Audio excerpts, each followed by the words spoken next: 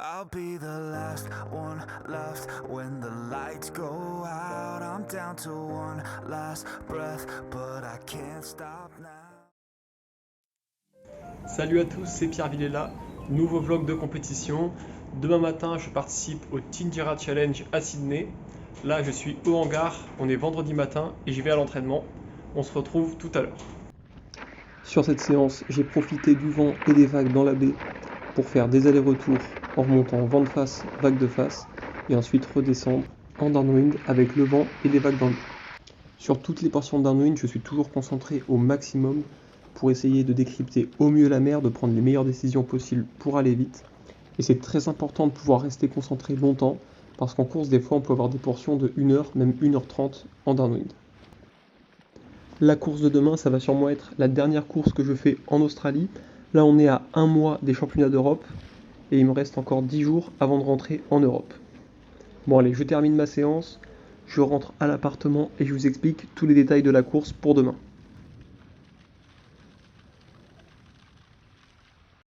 Ça y est, je suis devant l'ordinateur pour vous partager toutes les informations concernant la course de demain. Donc c'est une petite course, donc le Tinjara Challenge qui est même pas à une demi-heure de chez moi.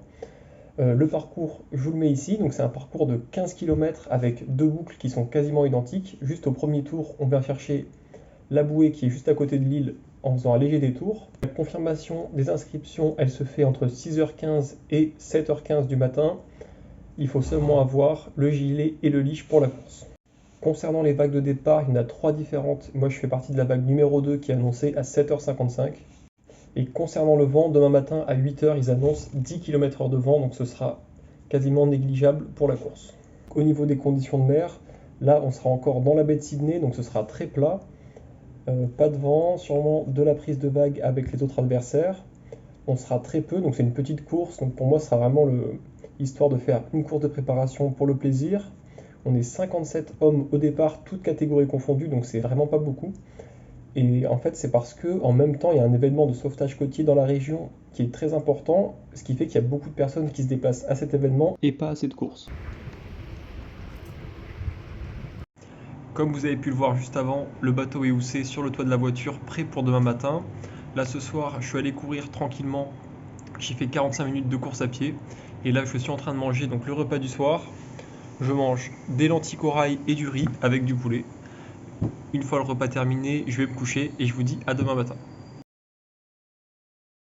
Bon, ça y est, matin de la course. Là, je suis arrivé, j'ai récupéré mon dossard d'inscription. Et en plus de ça, j'ai rencontré le directeur New South Wales de Nordic qui m'a donné sa petite carte au cas où je reviens à Sydney. Je déhousse le bateau, je vais m'échauffer et ensuite on se retrouve pour la course. Là j'ai très mal géré mon temps, j'étais quasiment en retard pour la course. Je me suis littéralement placé sur la ligne, j'ai lancé la montre et c'est parti directement. Je me suis placé à côté de celui que vous voyez juste à droite. Je savais que ça allait être mon adversaire du jour. Donc il part fort, je pars. Et mon objectif c'est tout de suite m'accrocher avec lui dès le départ.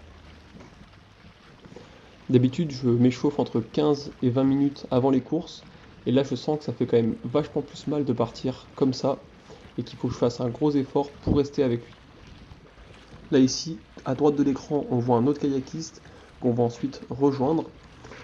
Et ensuite, celui qu'on a vu sur la droite va être à l'avant. Et je vais remonter dans sa vague latérale sur sa droite. Ici, on termine la première ligne droite.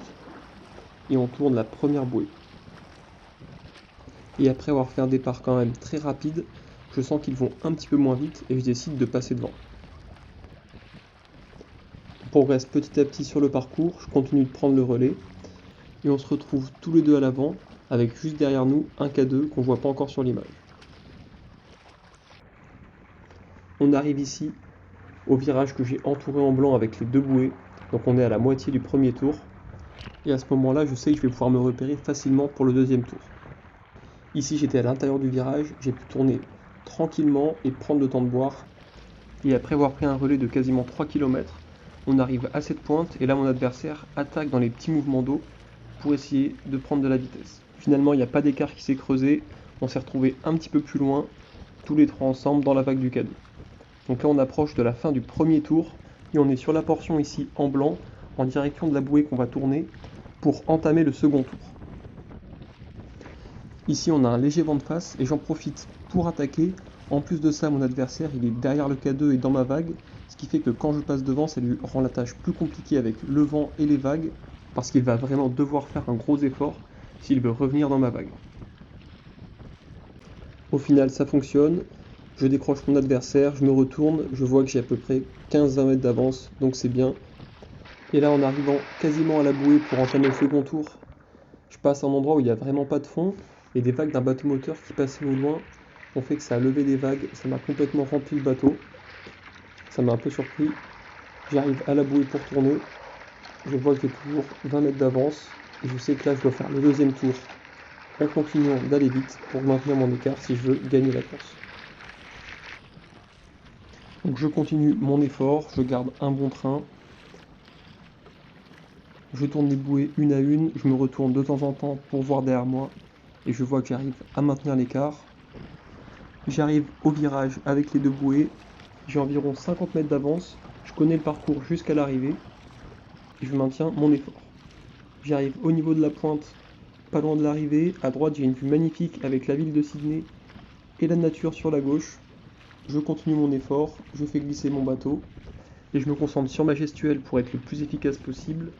Et en ce moment, je suis vraiment focus sur ma rotation d'épaule et j'essaie de transmettre toute mon énergie dans mes cale-pieds. Je suis à quelques mètres de la ligne d'arrivée. Au final, je suis arrivé avec environ 30 secondes d'avance sur mon adversaire. Bien que ce soit une petite course, je suis très content de mon résultat. Ça me permet de prendre des repères pour la suite à quelques semaines des championnats d'Europe. Voilà, je vous mets la petite photo du podium.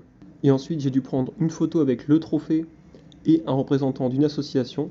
Et ce qui est amusant, c'est que cette photo, elle va être sur le site d'une association qui soutient des anciens marins australiens.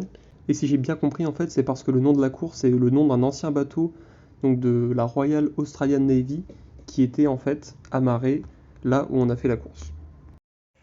Et voilà, c'est la fin du vlog. J'espère que ça vous aura plu.